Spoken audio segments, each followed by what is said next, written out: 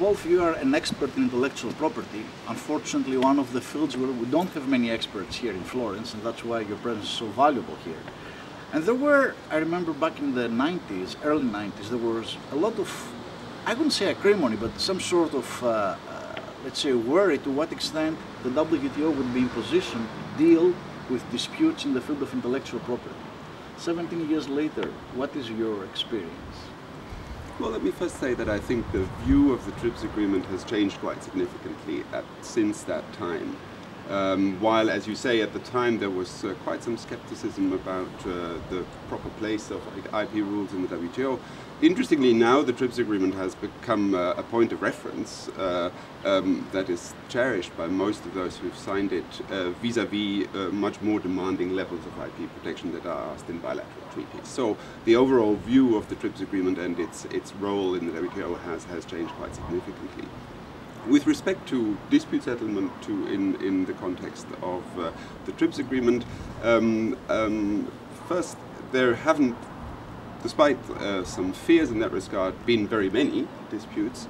The fundamental fears of developing countries that they would be treated and forced to implement stricter IP protection, and that would be in fact sanctioned through withholding of trade concessions, has not materialized.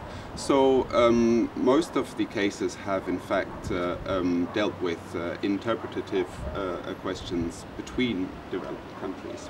So those disputes have been implemented, with the exception of a couple of high-profile exceptions, but in principle at the same level that the general average implementation has been the case in general dispute settlement. So I think it would be hard to argue that it has failed to adjudicate those disputes properly. So you would say so far so good? Yes.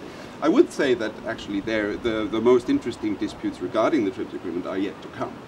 I think that a lot of the questions have dealt with implementation issues, introduction issues, but the fact that intellectual property pervades a lot of economic activity, it is not confined to a part of the national economy, will trigger more cases that relate to other areas of trade. Now, for you two, this is your first experience in an executive training seminar under the aegis of our Academy for Global Governance. What were your expectations before coming here, and to what extent what you see has matched your expectations?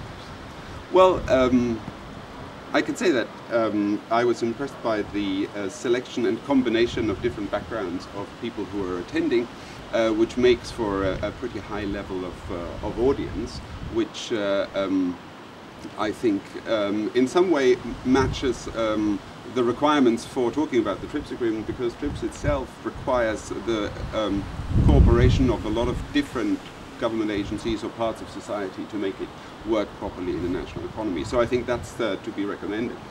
And I've seen from the activities in the session that there is no hesitation to ask the difficult questions, which I think will help us get to the points very quickly.